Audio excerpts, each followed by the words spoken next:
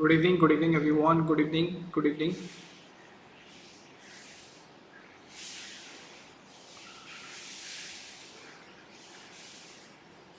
Good evening everyone.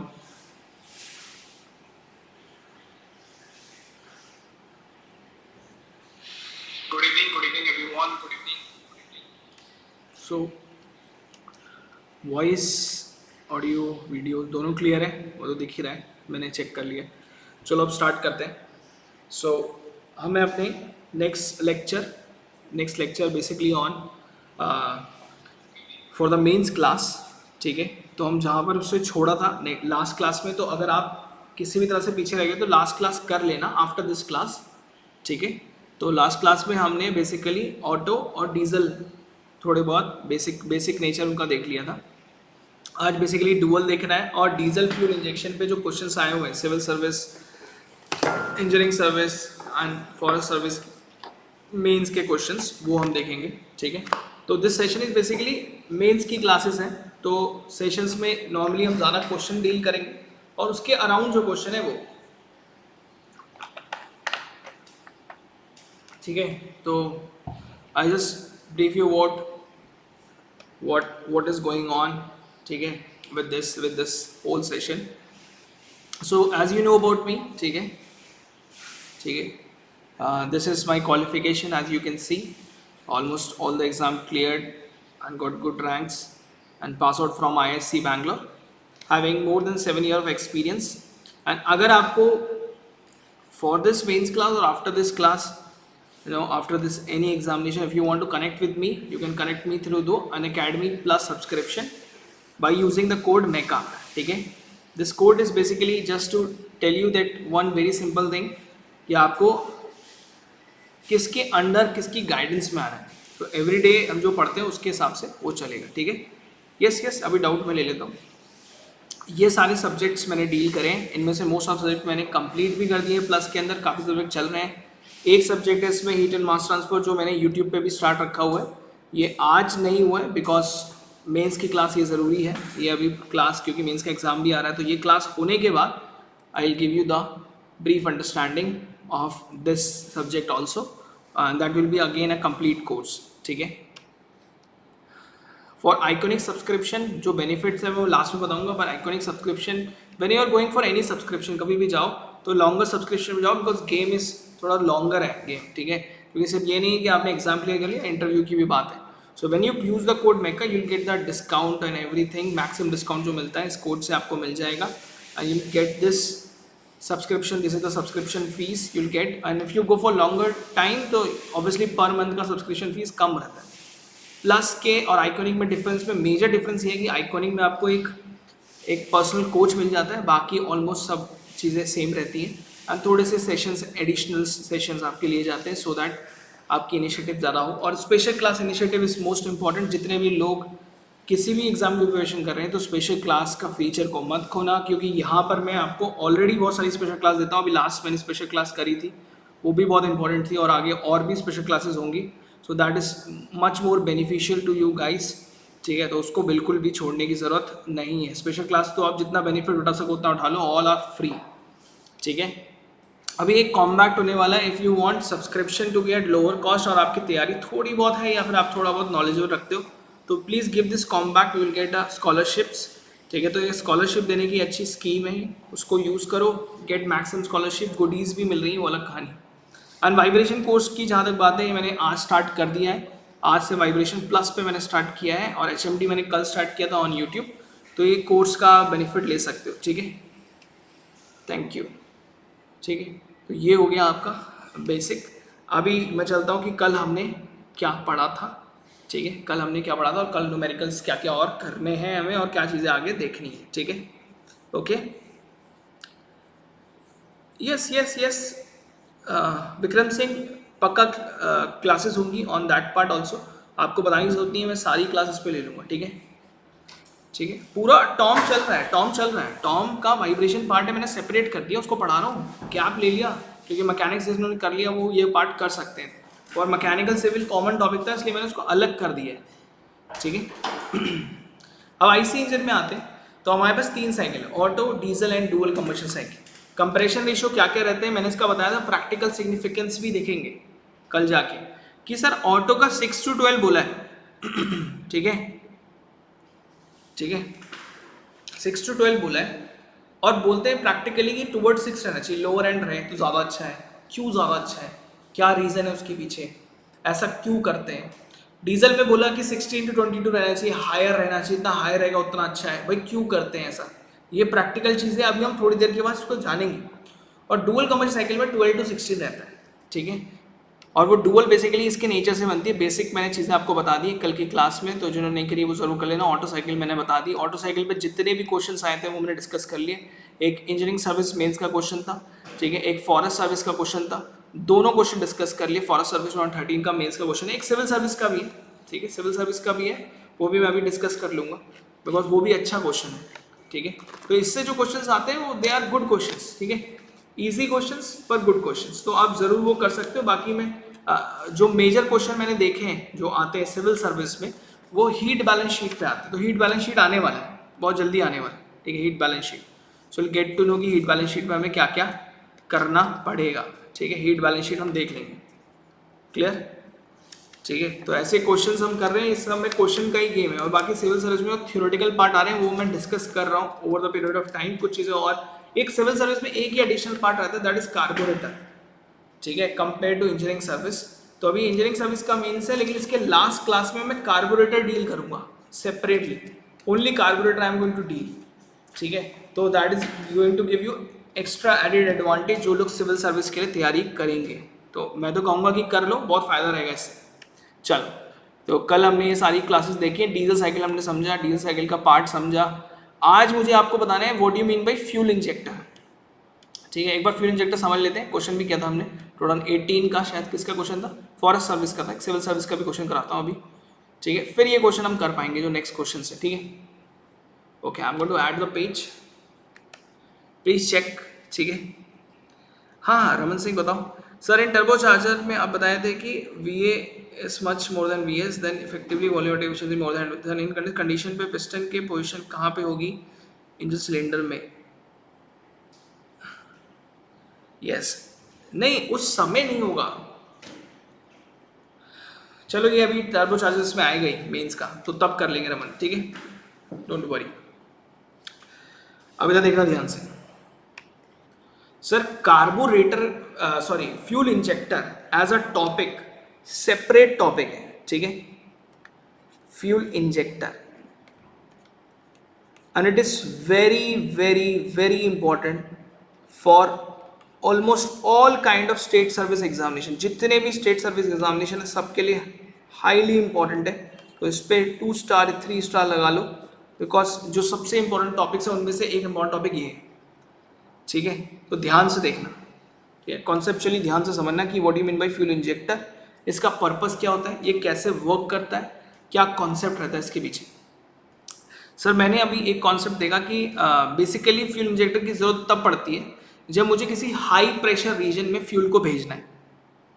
तो high pressure region कब आता है, ठीक है, कल हमने इस पर डिस्कस भी किया है, थोड़ा सा और डिस्कशन कर लेंगे। अच्छा, तो डुअल भी फिर आराम से हो जाएगा, ठीक है, डिस्कस कर लेते हैं चीज़ को।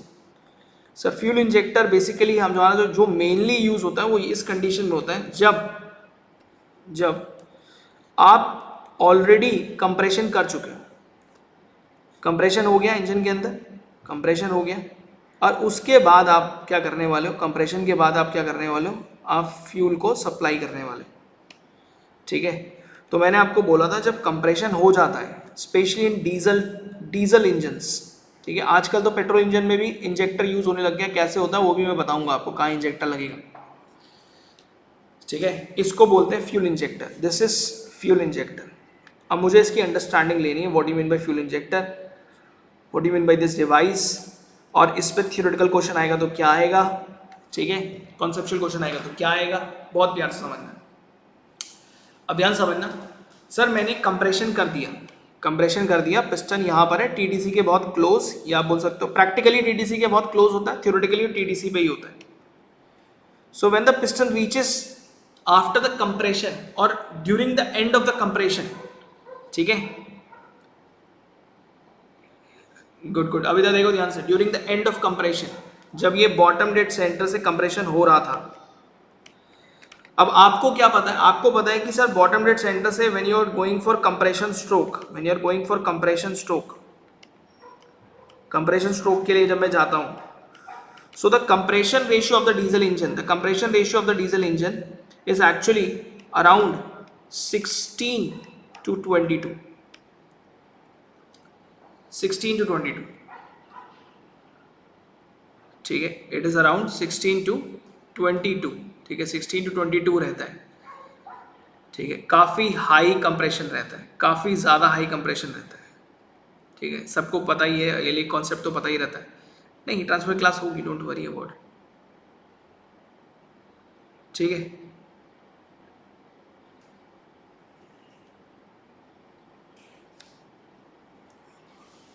ठीक है, okay, let me check, there's a one technical thing is there, one second,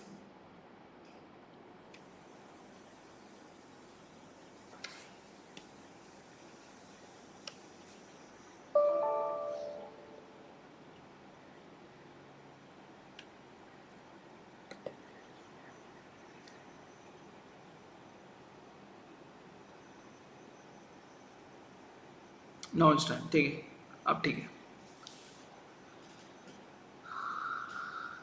ठीक है,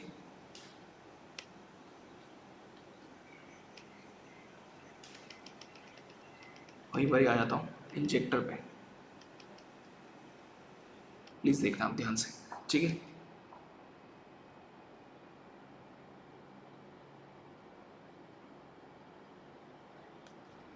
वन सेकेंड,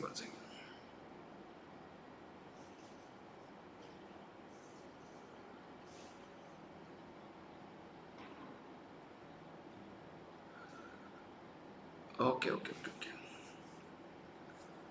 हीट ट्रांसफर होगा, डोंट वरी, जल्दी होगा, चलता रहेगा वो, आप किसकी टेंशन मत लो, ये आज इसकी क्लास थी, इससे ज़्यादा इंपॉर्टेंट है, ठीक है, because exam is getting close, इसलिए, ठीक है।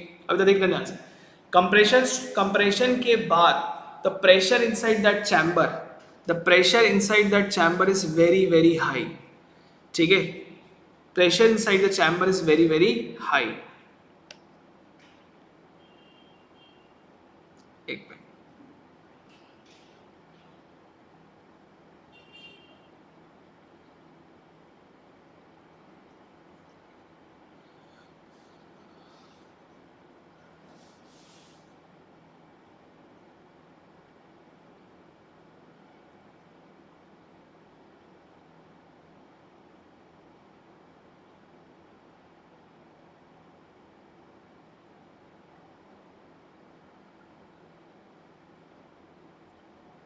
यस, ओके, सॉरी, चलो वो ठीक हो गया डॉक्टर, थोड़ा सा टेक्निकल इशू था, वो ठीक हो गया है, ठीक है, रिगार्डिंग समथिंग, कोई नहीं,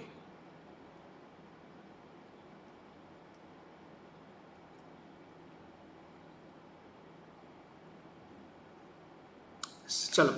सो आपको पता है कंप्रेशन रेशियो डीजल में कितना रखते हैं, बहुत ज़्यादा, अगर आपने बहुत ज़्यादा कंप्रेशन रेशियो रखा, नियर टू 22, बहुत हाई कंप्रेशन रेशियो रखा, तो इससे मतलब क्या बनेगा, इससे कॉन्सेप्ट क्या बनेगा, इससे कॉन्सेप्ट ये बनता है कि due to this reason the pressure inside the cylinder become much higher than the atmospheric pressure. अगर मैंने आपको डेटा के हिसाब से बताऊं तो it is around 60 bar plus minus, 65 bar भी हो सकता है, 70 बार भी हो सकता है, डिपेंडिंग ऑन कंप्रेशन रेशियो, आप कंप्रेशन रेशियो क्या रख रहे हो, बहुत ज़्यादा भी हो सकता है, बहुत कम भी हो सकता है, डिपेंड करता है, ठीक है, कितना भी हो सकता है, बट ये ध्यान रखना कि प्रेशर बहुत ज़्यादा हाई होता है। अब ये बताओ, इतने हाई प्रेशर रीजन में अगर मुझे फ्यूल को इंजेक्ट कराना है तो मैं कैसे कराऊँ, कैसे करा सकता हूँ फ्यूल को इंजेक्ट, अगर इतने high pressure region fuel inject कराना है तो I need the fluid to be at much higher pressure as compared to this injector pressure, not? Yes, absolutely yes, मुझे इससे ज़्यादा प्रेशर क्रिएट करना पड़ेगा। तो भैया हमें ये बोला गया कि आप यहाँ से जो फ्यूल फेंकते हो ना, तो अब यहाँ से फ्यूल फेंकोगे, ठीक है, तो फ्यूल जो आप यहाँ से सेंड करते हो, हमें बोला गया कि जो फ्यूल आता है यहाँ से, it is basically at injector pressure PINJ which is much much higher than the cylinder pressure. अब मुझे समझ नहीं आ रहा, cylinder pressure already much much higher than the atmospheric pressure है, अब उससे हाई प्रेशर कैसे आप क्रिएट कर सकते हो? ये तो बड़ी डिफिकल्ट चीज है। तो भैया फ्लूइड मैकेनिक्स के कॉन्सेप्ट पे बेसिक पे आना पड़ेगा, तभी समझ में आएगा। ये कंडीशन क्रिएट करने के लिए आपने यहाँ पर लगाया फ्यूल पंप। आप फ्यूल टैंक से, फ्यूल पंप की हेल्प से हाई प्रेशर क्रिएट कर सकते हो, पर इतना हाई प्रेशर क्रिएट नहीं कर सकता जितना आप बोल रहे हो। आप बोल रहे हो कि इसका प्रेशर अराउंड 600 बार के आसपास कर दो। यार ये बहुत बहुत डिफिकल्ट। और मॉडर्न मॉडर्न डीजल इंजन में जो आपने सुना होगा, आज के नए जो इंजन आने, ठीक है, जिसमें हम इंजेक्टर यूज करते हैं, मॉडर्न इंजेक्टर यूज करते हैं, वहां पर प्रेशर इज अराउंड 1800 बार। सो कैसे पॉसिबल है कि pressure just before the injector, मैं ग्रीन लाइन से बना रहा हूं, जस्ट बिफोर द इंजेक्टर, ठीक है, just before the injector, this is the first position, and after the injector, yellow line से बना रहा हूं, आफ्टर द इंजेक्टर यहां पर होगा। आफ्टर द इंजेक्शन मतलब वो सिलेंडर के चला गया, तो वहां पर प्रेशर के इतने ज्यादा डिफरेंस क्रिएट हो जाएंगे। भैया कैसे पॉसिबल है? What is the condition behind that? कैसे मैं समझूं कि भैया ये प्रेशर रहेगा? In order to understand that मेरे को फ्यूल इंजेक्टर की डिटेलिंग में जाना पड़ेगा। तो मैंने क्या किया, नेक्स्ट स्लाइड में मैं लेके जा रहा हूं इसे, और मैं फ्यूल इंजेक्टर को थोड़ा बड़ा करके दिखा रहा हूं कि वो है क्या।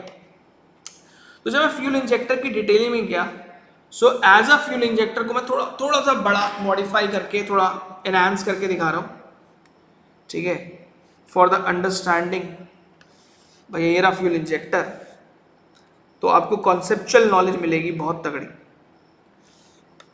ठीक है। This is the body of the fuel injector, ठीक है। और देखो मेंस की अपनी नोट्स कॉपी अलग बना लेना बढ़िया सी, ठीक है। ये सारे डेटा आपके बहुत काम आएंगे। अगर आप इस बार दे रहे हो या नहीं दे रहे, अगली बार दोगे कोई दिक्कत नहीं, कभी भी दोगे, ये बहुत काम आएंगे वाले। भैया मैंने यहाँ पर होल किया, ये बेसिकली है क्या? हमने फ्लूइड मैकेनिक्स में पढ़ा है कि when ever there is any kind of opening, पहले मैं सिलेंडर भी बना दूं, साइड में सिलेंडर दिखा दूं कि ये रहा देखो सिलेंडर की वॉल, पूरी नहीं दिखा रहा हूं, सिर्फ मैं दिखाना चाह रहा हूं कि सिलेंडर यहां पर है ऐसा, ठीक है। ऐसे बना दिया, इसका मतलब क्या है, सिलेंडर का वो पार्ट है जो मैं देखना चाह रहा हूं। पीछे वाले पेज में मैंने क्या किया, यहां पर फोकस कर दिया, इसको फोकस को नेक्स्ट पेज में देखा, ठीक है, नेक्स्ट पेज पे देखा। और जब मैंने उसको देखा तो मुझे क्या दिखाई दे रहा है, पहले उसको समझ लेते हैं, ठीक है। भैया ध्यान से ध्यान से, मैंने यहां पर फ्यूल इंजेक्शन लिया, ठीक है। It is having some injector pressure PINJ which is much much higher than the cylinder pressure. ये क्रिएट करने के लिए मैंने यहाँ पर फ्यूल पंप लगाया,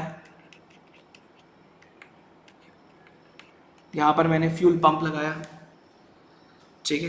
आई create the fuel pump here. Clear हो गया ये चीज़ आपको, ठीक है? पक्का क्लियर है, कॉन्सेप्ट समझ में आ रहा है सबको, ठीक है? येस या नो में अप्लाई करते रहना। क्लियर? चलो अब देखते हैं ध्यान से।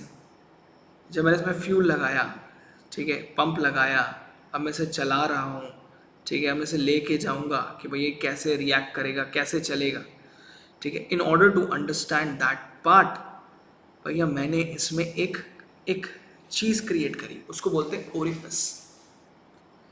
जब मैंने इसका व्यू लिया नीचे से और मैंने देखना चाहा कि भैया हो क्या रहा है, तो मैंने देखा कि ये बेसिकली कुछ नहीं, ये एक प्लेट है, this is just a plate, एक सॉलिड प्लेट है ये, ठीक है, this is a solid plate,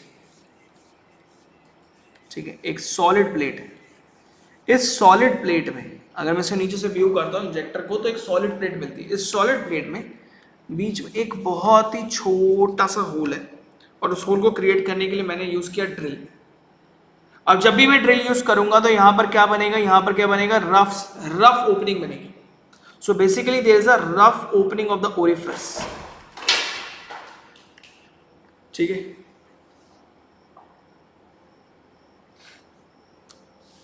ठीक है, वन सेकेंड।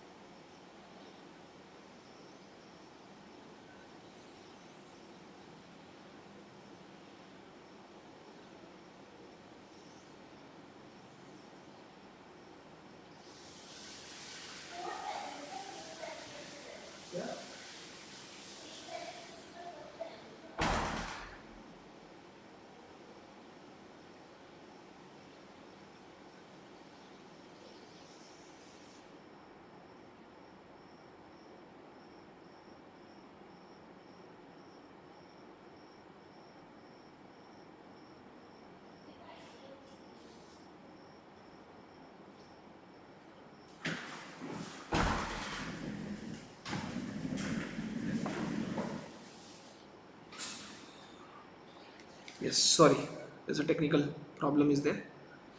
ठीक है, ओके चलो वापस आते हैं।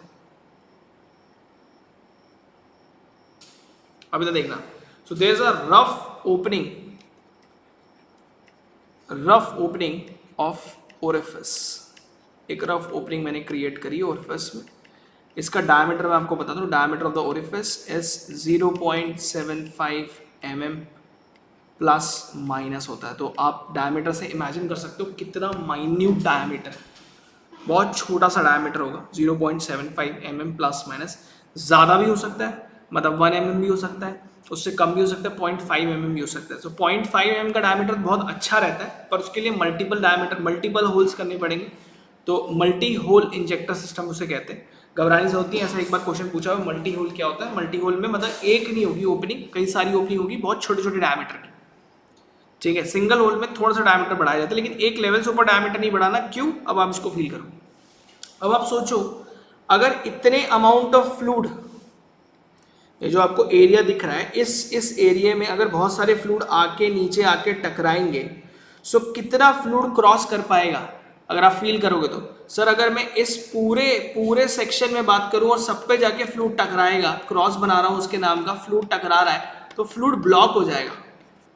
ठीक है, फ्लूइड क्रॉस नहीं कर पाएगा उसे। और जैसे ही फ्लूइड ब्लॉक होगा क्या, इसे कहते हैं स्टैग्नेशन। क्या बोलते हैं इसे? स्टैग्नेशन। फ्लूइड मैकेनिक्स में हमने आप बात सुनी होगी, अगर कोई भी फ्लूइड जो वेलोसिटी से जा रहा है किसी, मतलब उसका काइनेटिक एनर्जी है v²/2g, और अगर वो कहीं टकरा गया तो वो अपनी सारी वेलोसिटी को कन्वर्ट कर देगा किसमें? पोटेंशियल में, प्रेशर एनर्जी में। सारा का सारा फ्लूइड किस में कन्वर्ट हो जाएगा? Pressure energy. जैसे ही वो सॉलिड बॉडी से टकराया, तो as it strike the solid body, भैया सबका सब कन्वर्ट हो जाएगा। ठीक है, जितनी भी जगह पे टकराएगा, किसी भी जगह पे, यहाँ टकरा गया तो चेंज हो जाएगा, यहाँ टकराया तो चेंज होएगा, यहाँ टकराया तो चेंज, यहाँ कहीं भी टकराएगा वो अपना प्रेशर क्या कर लेगा? बढ़ा देगा, सडनली बढ़ा देगा, बिकॉज वो अपनी वेलोसिटी को कंट्रोल नहीं कर पाया। और जब भी ऐसा होगा तो भैया प्रेशर सडनली बहुत ज़्यादा हो जाएगा। तो क्या ना इससे बिफोर द इंजेक्शन, अगर मैं सेक्शन 1 ले लूँ, तो यहाँ पर जो प्रेशर बनता है, 1 पॉइंट पे प्रेशर जो बनेगा वो बनता है इंजेक्टर प्रेशर, जो इस लेवल का बन जाता है, क्योंकि वहाँ स्टैग्नेशन हो जाता है, सारा का सारा वेलोसिटी रुक जाता है। और जो एक पॉइंट है, सेंटर पॉइंट, जहाँ से फ्लूइड जाएगा, तो आप इमेजिन कर सकते हो उसकी वेलोसिटी क्या होगी। यहाँ से इसकी वेलोसिटी क्या होगी? बहुत ज़्यादा हाई, क्योंकि सिर्फ वहीं से फ्लो कर सकता है। And in order to maintain continuity, आप इमेजिन करना, कि इतने एरिया पे जो फ्लूइड आया था, अब उसको सिर्फ ये जो होल है इतने एरिया में कन्वर्ट होना है। सो यू कैन इमेजिन कि a1 v1 जो भी वेलोसिटी थी, और ये छोटे से एरिया की a2 v2 जो वेलोसिटी होगी, वो कितनी ज्यादा वेलोसिटी हो जाएगी। So there is a very high velocity of the fluid जो इस ओरिफिस को क्रॉस करेगा। और जब ये ओरिफिस को क्रॉस करेगा, तो ओरिफिस की ओपनिंग कैसी है? मैंने यहाँ वर्ड लिखा हुआ है रफ ओपनिंग। और if there is any rough opening is there, तो फ्लूइड का जब किसी भी रफ ओपनिंग से आप हाई वेलोसिटी से फ्लूइड फेंकोगे, वो स्मॉलेस्ट पॉसिबल साइज में स्प्लिट हो जाएगा।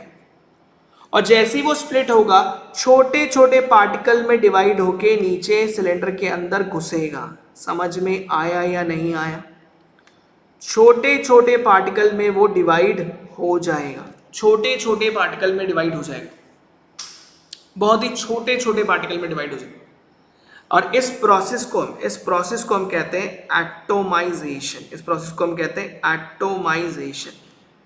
नाम से ही क्लियर हो जाता है, एटोमाइजेशन, रटने की जरूरत नहीं पड़ती। जहां भी एटम वर्ड लिखा है, इसका मतलब है smallest possible size. When you split fuel particle into the smallest possible size, that process is termed as atomisation. इस प्रोसेस को क्या बोलेंगे? एटोमाइजेशन। समझ में आ गया? इंजन के अंदर आपको ये स्प्रे दिखाई देता है, ये स्प्रे क्यों दिखाई देता है? ये स्प्रे क्यों दिखाई देता है? ये छोटा छोटा स्प्रे क्यों दिखाई देता है? क्योंकि फ्लूइड क्या हो गया? छोटे छोटे पार्ट में, लिक्विड छोटे छोटे पार्ट में स्प्लिट हो गया। अच्छा, उसके बाद आपने देखा है कि फ्लूइड दिखता नहीं है। इसके बाद फ्लूइड दिखता नहीं है, पता है इस सेक्शन में फ्लूइड नहीं दिखता। फ्लूइड क्यों नहीं दिखता? क्योंकि अब वो एटोमाइज हो गया, छोटे छोटे पार्ट में डिवाइड हो गया, तो उसका सरफेस एरिया, जो लिक्विड का सरफेस एरिया, वो बढ़ गया। इस संसार में किसी भी लिक्विड का सरफेस एरिया बढ़ा दो, वो वेपर में कन्वर्ट हो जाता है।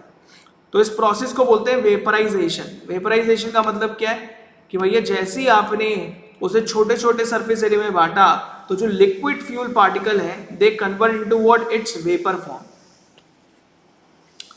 और जैसे ही वो वेपर में कन्वर्ट होता है वो जो उसके नीचे जो एयर है उसके साथ मिक्स हो जाएगा, यहाँ जो एयर है उसके साथ मिक्स हो जाएगा और इस तरह से बन जाएगा, उसको हम बोलते हैं एयर फ्यूल मिक्सचर। मतलब जो air fuel mixture petrol engine में ऑलरेडी बन के आता है वो हम यहाँ पर बनाते हैं और उस प्रोसेस को फाइनली हम कहते हैं यूनिफॉर्म डिस्ट्रीब्यूशन। यूनिफॉर्मली डिस्ट्रीब्यूट हो जाते हैं सारे fuel mass and they create air fuel mixture. ठीक है, इस प्रोसेस को इस पूरे कॉन्सेप्ट को हम बोलते हैं फिजिकल एक्शन। ठीक है, इसके यहां से लेकर इस पॉइंट से लेकर लास्ट पॉइंट तक की जो पूरी प्रोसेस, इसको बोलते हैं हम फिजिकल एक्शन। फिजिकल एक्शन, ठीक है, या फिजिकल, इस पूरे टाइम जो लगता है इस पूरी प्रोसेस को क्रिएट करने में, मतलब आपने लिक्विड मास भेजा था, इमेजिन करना, आपने लिक्विड फ्यूल सिलेंडर के अंदर डाला, वो liquid fuel smallest possible size में स्प्लिट हो गया, एटमाइज हो गया, उसके बाद वो वेपर बने और फिर वो एयर के साथ मिक्स होकर एयर फ्यूल मिक्सचर बन गए।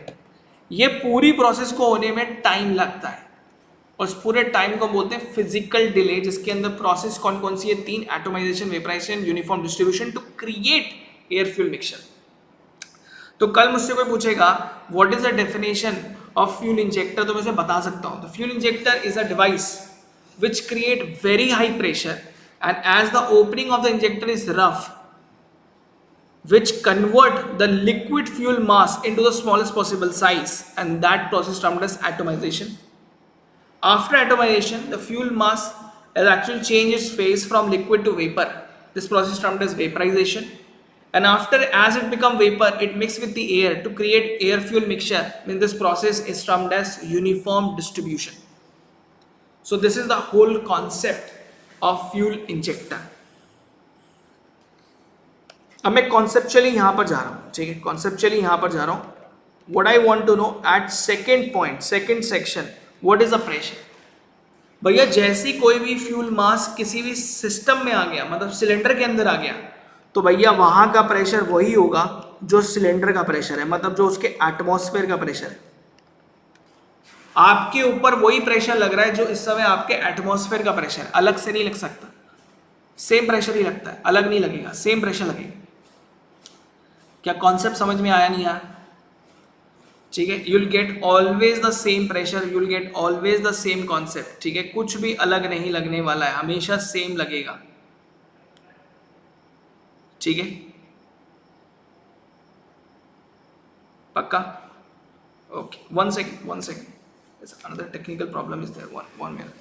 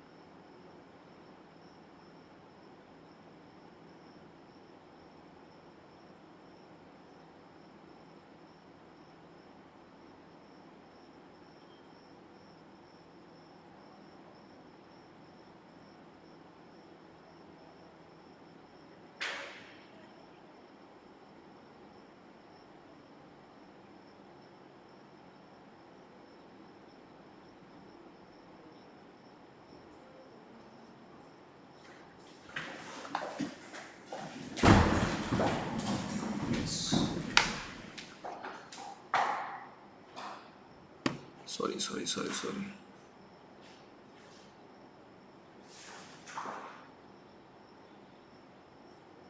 यस,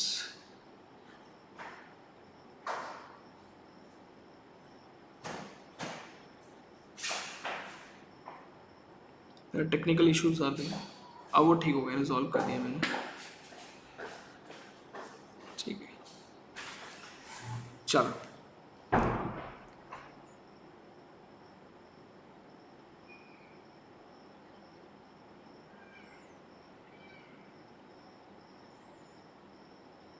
होगी होगी, HMT की लेक्चर भी होगी, डोंट वरी अबाउट इट, ठीक है। इधर देखो ध्यान से, तो प्रोसेस पूरा समझ में आया क्या होता है एटमाइजेशन, वेपराइजेशन, यूनिफॉर्म डिस्ट्रीब्यूशन। तो if anybody will ask you what is the definition, तो definition you can actually write by yourself also, और मैंने आपको कॉन्सेप्ट तो बता ही दिया उसका, ठीक है। मैं लिखवा भी दूंगा, डोंट वरी, लिखवा भी दूंगा, पर एक कॉन्सेप्ट है वो हमने क्लियर कर लिया। अब मेरी बात को ध्यान से समझना, फर्स्ट पॉइंट का प्रेशर पता है, सेकेंड पॉइंट का प्रेशर पता है। Now come to the analysis part, ठीक है। इस पे बहुत क्वेश्चन है इंजीनियरिंग सर्विस के, ठीक है, मेंस के, और मैंने आपको लिख दिया उस पर 3 स्टार बना दिया, तो मेंस में आने के बहुत ज़्यादा चांसेस है, चाहे वो स्टेट सर्विस का यूपीपीएससी का मेंस हो, यूपीएससी का मेंस हो, किसी भी सर्विस का हो, बहुत ज़्यादा चांस रहता है। एनालिसिस ऑफ फ्यूल इंजेक्टर, ध्यान से सुनना, सारी चीज़ें आराम से एनालिसिस करूँगा, कोई दिक्कत नहीं है, टेक्निकल पार्ट है तो बड़े ध्यान से समझ के करूँगा, ठीक है। और एक एक स्टेप को समझूंगा, बिकॉज उस स्टेप्स के बीच में से भी क्वेश्चन आ जाते हैं। कैन यू टेल मी, अगर मैं इस पे एनर्जी कंजर्वेशन लगाऊं, मतलब मैं बर्नौलीज इक्वेशन लगाऊं पॉइंट 1 और पॉइंट 2 के बीच में, क्या ये पॉसिबल है लगाना या नहीं? बर्नौलीज इक्वेशन में लगा सकता हूं या नहीं? वैसे देखा जाए तो Bernoulli's equation is only valid for ideal fluid. तो ये जो फ्लूइड है ये पेट्रोल या डीजल है, ठीक है, जहां भी यूज होता है, basically they are real fluid. आप लगा सकते हो, लेकिन लास्ट में आप क्या करना, फिर कोफिशिएंट ऑफ डिस्चार्ज या कोफिशिएंट ऑफ वेलोसिटी लगा लेना फ्लूइड वाला, ठीक है, बिल्कुल वैसा ही करूँगा। लॉसेस होंगे मुझे पता है, क्योंकि यार मैंने खुद इंजेक्टर में रफ ओपनिंग बनाई है, रियल फ्लूइड है तो लॉसेस तो होंगे, पर लास्ट में करूँगा। अभी मैं मान के चल रहा हूँ ये आइडियल फ्लूइड है, फर्स्ट पॉइंट जहाँ इंजेक्टर प्रेशर है वहां से चला है, और सेकेंड पॉइंट जो सिलेंडर प्रेशर है वहां पर आया। अब प्रेशर का ड्रॉप तो बहुत हुआ है, पर वेलोसिटी गेन हुआ होगा नहीं होगा, पक्की बात है। तो I am going to apply Bernoulli between section 1 and section 2। Section 1 क्या है? सेक्शन 1 क्या है? सेक्शन 1 इज द सेक्शन जो जस्ट बिफोर द ओरिफिस है, section 2 just after the orifice है, just before the orifice, just after the orifice, ये दो section. So can I से P1 by rho g plus, ठीक है, P1 by rho g plus V1 square by 2G plus Z1 is equal to P2 by rho g plus V2 square by 2G plus Z2। ये मैंने लगा लिया। इसके साथ मुझे एक HF भी लगाना, head loss due to frictions. पर मैं क्या कर रहा हूँ, मैं अभी हेड लॉस नहीं लगाता, मैं लास्ट में लगा दूंगा उसे, हेड लॉस बाद में लगा दूंगा, अभी नहीं लगा रहा, अभी ऐसे छोड़ दिया। अब ये कहानी बन गई आपकी। अभी मुझे बताओ सबसे पहले, what about Z1 and Z2? Can I say Z1 is approximately equal to Z2 or not? So can I say the difference between Z1 and Z2 almost tend to 0 or not? Absolutely yes, absolutely yes भैया, fact है। Z1 Z2 का अगर datum का difference देखोगे 1 और 2 पे, orifice इतना सा ओरिफिस है, पतली सी शीट है वो मेटल की, उसके ऊपर और उसके नीचे में जो डेटम का डिफरेंस है वो mm में, कोई फर्क नहीं पड़ेगा। और वैसे भी हेड वाली इक्वेशन लिखी है, mm की वैल्यू मीटर्स के सामने बिल्कुल जीरो। अगर वो 100 mm भी आया और मीटर में आ रहा है कि प्रेशर का डिफरेंस आ रहा है 15 मीटर या 20 मीटर या 100 मीटर, तो भैया वो इंटू 10 पावर 3 है mm में, बिल्कुल नेग्लिजिबल है, मर गए दोनों, ठीक है, Z1 Z2 गए। Second point, what about V1 and V2? अब मेरी बात सुनना, as per continuity can I say A1 into V1 should be equal to A2 into V2? बिल्कुल सही बात है। Can you tell me A1 का एरिया कितना होगा? A1 वो पार्ट है जो बिफोर द ओरिफिस है, ओरिफिस से पहले, तो एरिया वो जो डायमीटर होगा, सुन लो, ओरिफिस से पहले जो डायमीटर होगा वो ये वाला होगा, ओरिफिस से जो डायमीटर होगा उससे पहले वाला वो ये वाला पूरा प्लेट का डायमीटर होगा, विच इज वेरी गुड, ये डायमीटर अच्छा खासा है। और ओरिफिस के बाद जो डायमीटर होगा वो ये ओरिफिस वाला होगा। अब आप खुद बताओ अगर मैं उसका डायमीटर कुछ नहीं 5 mm ही मान लेता हूँ, 5 square into V1 is equal to a, और दूसरे का डायमीटर आपको पता है 0.75 है, मैंने कहा चलो 0.5 mm मान लेता हूँ स्क्वायर इंटू V2। अब आप बताओ पाई बाई फोर गए, 0.5 से 5 गया वो 1/10 हो गया, 1/10 का स्क्वायर हुआ तो 100 हो गया। सो मुझे दिख रहा है कि V2 is approximately 100 times of V1।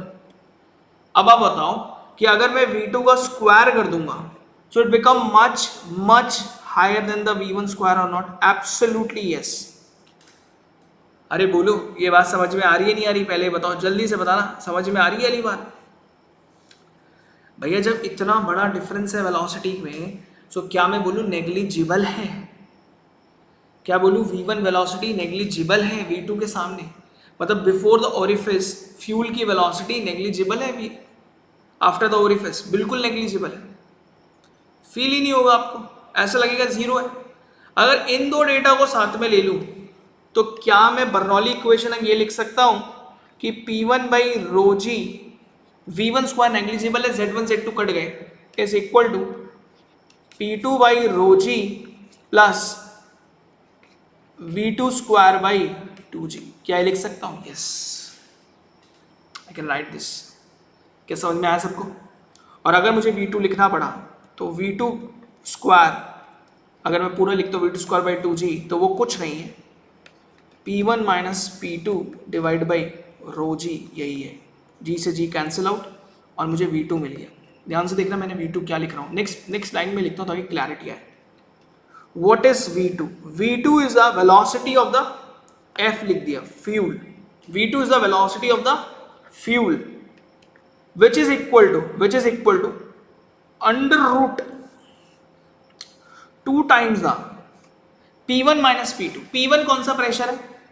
First point पे प्रेशर है इंजेक्टर का pressure, very high pressure, minus cylinder का प्रेशर, इनसाइड द सिलेंडर जो प्रेशर है। रो क्या है? रो फ्यूल का है, यहां पर जो भी फ्यूल आप भेज रहे हो उसका रो आ गया, ये आंसर आ गया। Yes, this is theoretical velocity because you applied the Bernoulli ideal equation. मतलब आइडियल फ्लूइड के लिए आपने इक्वेशन लगाई है तो आपको जो वेलोसिटी मिलेगी ये भी आइडियल मिलेगी। If you want actual velocity, green से लिख रहा हूं, if you want actual velocity then you need to multiply this whole parameter with the CV of the orifice. What is CV of the orifice? इसको आप second law efficiency ऐसा मान लो, ठीक है? इधर लिख रहा हूं as a note, CV of the orifice is nothing, बहुत जरा हैवी मत मानना। CV of the orifice is basically the ratio between the what is the velocity actual fluid, what is the velocity actual velocity of fluid with the what is the velocity theoretical velocity of the fuel। theoretical velocity of the fluid आपकी जो निकाली आपने निकाली किसकी help से? Bernoulli की help से। पर आपको पता है कि बर्नौली सिर्फ आइडियल फ्लूइड के लिए, अगर रियल फ्लूइड के लिए लगाऊंगा तो एक्सपेरिमेंट से मुझे एक्चुअल वेलोसिटी निकालना पड़ेगा। तो ये वेलोसिटी मैंने एक्सपेरिमेंट से निकाला, एक्चुअल एक्सपेरिमेंट से, तो मुझे कुछ वेलोसिटी मिला। और थियोरेटिकली मतलब बर्नौली इक्वेशन लगा के जो मैंने वेलोसिटी निकाला वो ये है। अगर मुझे CV पता चल जाए किसी का तो मैं बर्नौली इक्वेशन लगाऊं, बेसिकली एनालिटिकल मेथड लगाऊं, CV से मल्टीप्लाई करूं, एक्चुअल मिल जाएगा। एक्सपेरिमेंट हर बार करने की जरूरत नहीं पड़ेगी। क्या कॉन्सेप्ट CV का समझ में आया? इसको कहते हैं coefficient of velocity, very simple. Is there any difficulty भैया सॉल्व करने में, किसी भी चीज को करने में? नहीं, बहुत क्लियर तरह से मैं लिखता हूँ, इसलिए फ्लूइड मैकेनिक्स है इसलिए ध्यान से लिखा हुआ है, अच्छे से सिंपल तरीके से, बहुत हैवी नहीं कर रहा। किस पॉइंट को कब बदला है, कैसे बदला है, ये आपको क्लियर है, और डायग्राम में देख लोगे तो बिल्कुल क्लियर रहेगा। अब ये बताओ, अगर मुझे वेलोसिटी पता चल गया कि किस वेलोसिटी से फ्यूल आ रहा है, क्या मैं mass flow rate of the fuel पता कर लूंगा? What is the mass flow rate of the fuel? Yes, mass flow rate होता है rho of the fuel, area of the orifice, किस एरिया से ऑफ द ओरिफिस आ रहा है, into velocity of the fuel from the orifice. कैसे पता चल जाएगा? अच्छा देखना, जब भी मैं V2F लिख रहा हूं, मैं बर्नौली वाला लिख रहा हूं, अगर मैं V2F को ब्रैकेट में लेके एक्चुअल लिखता हूं तो मैं एक्चुअल वाला लिखता हूं CV को यूज करके। अगर मैंने V2F लिखा हुआ मतलब मैंने थ्योरेटिकल लिखा, theoretical velocity of the orifice, उसका एरिया रो AVR, और फ्यूल की डेंसिटी। अगर मैं इस पूरे पैरामीटर को मल्टीप्लाई कर दूं किससे, C D of the orifice से। C D of the orifice क्या है भैया, what is the C D of the orifice, इसको बोलते हैं coefficient of discharge, coefficient of discharge. अगर आपने ये रेड वाला पार्ट यूज कर लिया तो आपको रेड वाला मास फ्लो रेट मिलेगा, मतलब एक्चुअल मिलेगा। अब लोग इससे भी बहुत डरते हैं, what is coefficient of discharge, भैया कुछ नहीं है, what is the actual flow of the fuel, what is the actual flow of the fuel from the orifice with respect to what is the fuel mass flow rate theoretically. अब theoretically आपको कहां से मिलता है, हमेशा theoretically की जब भी बात आएगी वो आपको मिलेगा कहां से, बर्नौली से। बर्नौली से जो मैंने आंसर निकाला, बर्नौली और कंटिन्यूटीज लगा के, वो आपकी आइडियल फ्लूइड के लिए, लेकिन एक्चुअल के लिए आपको एक्सपेरिमेंट करना पड़ेगा। अगर मैं बार बार एक्सपेरिमेंट करूंगा तो टाइम वेस्ट है, इसलिए मैं जो भी डिवाइस यूज करता हूं उसका छोटे लेवल पे एक्सपेरिमेंट कर लेता हूं और फिर मैं उस डिवाइस को लगा देता हूं, तो मुझे पता रहता है कि बर्नौली से जो मैंने आंसर निकाला मुझे इस फैक्टर से मल्टीप्लाई करना है। सपोज ये 0.8 है, तो मुझे पता है जो मैंने बर्नौली से निकाला, जो भी मास फ्लो 10 निकाला, 10 kg पर सेकंड से आ रहा है, तो 0.8 से मल्टीप्लाई कर दूंगा तो मतलब 8 kg पर सेकंड से एक्चुअली में फ्यूल आ रहा है। खत्म कहानी। क्या कॉन्सेप्ट समझ में आया, नहीं आया, ये वाला कॉन्सेप्ट समझ में आ गया, क्या ये कॉन्सेप्ट समझ में आ गया? क्या आपको लग रहा है इससे क्वेश्चन आते हैं? भयंकर क्वेश्चन आते हैं। क्या पूछेगा वो उसकी मर्जी है, क्या पूछेगा वो उसकी मर्जी है, पर क्या हमें पता है वो हमें दिखा दे। इसमें बहुत ब्यूटीफुल क्वेश्चंस हैं और हर बार जब भी इस पे क्वेश्चन आया है तो पहले उस पर हमेशा उसने क्या बोला है कि भैया पहले मैं आपको कुछ डेटा देता हूँ, उस डेटा को देखो और फिर मेरे क्वेश्चन को सॉल्व करो। ठीक है, मतलब पहले आप एनालिटिकली निकालो उसे, फिर क्वेश्चन को सॉल्व करो, तब मज़ा आता है उसमें। ठीक है, ऐसे नहीं निकलवाया आपसे कि कुछ भी निकाल दे, नहीं, पहले आपसे डेटा निकलवाया। ठीक है, if you want then I can provide you one question of this test. ठीक है, और थोड़ा मज़ा भी आएगा आप लोगों को, अच्छा भी लगेगा एंड अंडरस्टैंडिंग बढ़ेगी। ठीक है, अगर आपको चाहिए तो कुछ इसमें पैरामीटर्स और भी आते हैं, मेरे पास सिविल सर्विस का भी क्वेश्चन है, इंजीनियरिंग सर्विस का भी क्वेश्चन है। ठीक है, सो जो भी क्वेश्चन आपको करने का मन करेगा वो मैं कर दूंगा। ठीक है, बट यस टॉपिक बहुत अच्छा है। और आपको बताऊं इसी एनालिसिस से आपका कार्बोरेटर हो जाता है। वी कनेक्शन की मतलब जो क्वेश्चन आ गए मैं आपको वो करा रहा हूँ। ठीक है, वी कनेक्शन के क्वेश्चन आते हैं और किसके आएंगे, कि आपको क्या लग रहा है क्वेश्चन कहीं बाहर से थोड़ी बनते हैं, जो क्वेश्चन बने हुए हैं ऑलरेडी, इन्हीं को थोड़ा मॉडिफाई करके कुछ कुछ करके आपको दे दिया जाता है। ठीक है, और आपसे पूछ लिया जाता है और कुछ नहीं। If you want I can give you the question, बताओ चाहिए तो। ठीक है, थोड़ा सा मॉडिफाई करके। ठीक है, या फिर हम प्रोसीड कर सकते हैं नेक्स्ट टॉपिक पे और फिर इस क्वेश्चन को बाद में कर लेंगे, ऐसा भी कर सकते हैं, दोनों काम कर सकते हैं।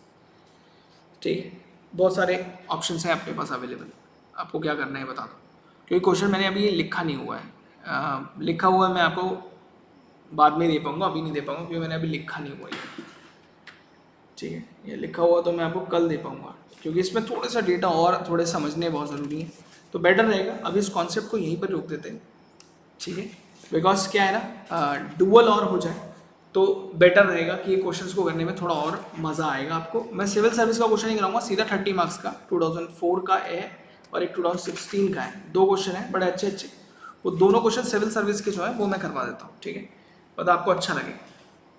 तो अभी मैं थोड़ा आगे बढ़ जाता हूँ और मैं डुअल कंबशन साइकिल में पहुँच जाता हूँ। ठीक है, पर वो इंजेक्टर वाला कॉन्सेप्ट आपके दिमाग में रहना चाहिए। ठीक है, now we'll enter into the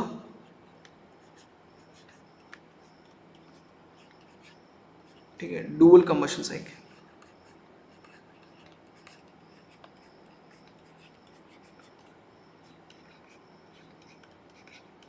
dual combustion cycle. ठीक है, so what do you mean by dual combustion cycle? Let's see कि होता क्या है, कैसे काम करता है। ठीक है, EC मेंस बैच के एक शेड्यूल में नहीं है, पता नहीं शेड्यूल में क्यों नहीं है, क्या है वो मैं बाद में डिस्कस करेंगे, बट ये है कि मैं ऑलमोस्ट रोज क्लास कराऊंगा और 10 सेशंस में IC इंजन का कॉन्सेप्ट को हम पूरा ख़त्म करने का ट्राई करेंगे। 10 मैक्सिमम 12, इससे ज़्यादा नहीं लगेंगे। ठीक है, क्लियर है। बाकी मैं इसका शेड्यूल मैं आपके साथ शेयर कर देता हूँ पूरा अच्छे से एक बार शीट बना के, सो आपको मिल भी जाएगा। ठीक है, हो पाए तो लाइव करो, ज़्यादा अच्छा रहेगा। अब इधर देखना ध्यान से, सर डुअल कंबशन साइकिल है क्या? तो जो डुअल कंबशन साइकिल इसका कॉन्सेप्ट आया था इस तरीके से कि ऑटो साइकिल की कुछ बेनिफिट है, डीजल साइकिल की कुछ बेनिफिट है। अगर मैं इन दो बेनिफिट को जोड़ दूं तो मेरे पास एक ऐसी साइकिल मिल जाएगी जिसमें इन दोनों के बेनिफिट मैं एड ऑन्स कर पाऊंगा। ठीक है, दैट्स इट, यही कॉन्सेप्ट था, nothing else. Can you tell me auto cycle के या ऑटो साइकिल बेस्ड इंजन के क्या बेनिफिट है, जो मैं आगे जाके पढ़ाऊंगा कि उनकी ना इंजन की स्पीड ज़्यादा कर सकते हैं, मतलब आरपीएम बहुत ज़्यादा कर सकते हैं। और डीजल बेस्ड इंजन की खासियत क्या है कि उनमें जो ब्रेक टॉर्क आएगा, जो आगे बताऊंगा, that you can increase very high. अगर आपको एक ऐसा इंजन चाहिए which are running on diesel fuel, एक ऐसा इंजन जो डीजल फ्यूल पे चले और मुझे प्रोवाइड करे very high torque, very high speed, और कॉम्बिनेशन ले ले साइकिल का दोनों का, मतलब एक ऐसी साइकिल जो थर्मोडाइनमिक्स में एक लौती ऐसी साइकिल है जहां हीट एडिशन दो टाइप के हो, कांस्टेंट वॉल्यूम भी और कांस्टेंट प्रेशर भी। बिकॉज यूनिकली अगर मैं बात करूं तो ऑटो साइकिल में हीट एडिशन कैसा होता है, बाकी सब सेम रहता है, कांस्टेंट वॉल्यूम। डीजल साइकिल में हीट एडिशन कैसा होता है, कांस्टेंट प्रेशर, बाकी सब सेम रहता है, बाकी प्रोसेस सेम रहती है। तो डुअल साइकिल में क्या कॉन्सेप्ट बनाया गया कि भैया आप कंबशन जो करोगे ना, आप दोनों टाइप का करोगे, इसलिए इसका नाम रखा गया डुअल कंबशन साइकिल, इसलिए इसका नाम रखा गया डुअल कंबशन साइकिल। ठीक है, क्या कॉन्सेप्ट क्लियर हो गया, नहीं हो गया? ठीक है, इसलिए इसका नाम रखा डुअल कंबशन साइकिल। क्लियर हो गया? अब ये साइकिल का बेसिक फंडामेंटल क्या है, ठीक है, उस पर हम जाने वाले। तो इससे पहले हम उस पर जाएं तो जैसे आज का थोड़ा सा टाइम कम रहेगा, ठीक है, क्लियर हो गया, नहीं हो गया? तो इसको हम ना कल करेंगे। अच्छा, कल की टाइमिंग मैं आपके साथ शेयर कर देता हूँ पहले। 1 सेकेंड में एक बार शेड्यूल देख लेता हूँ, और शेड्यूल भी शेयर कर दूंगा, तो प्लीज़ अगर हो पाए तो आप वहाँ देख लिया करो मेरे ग्रुप्स में जाके। ठीक है,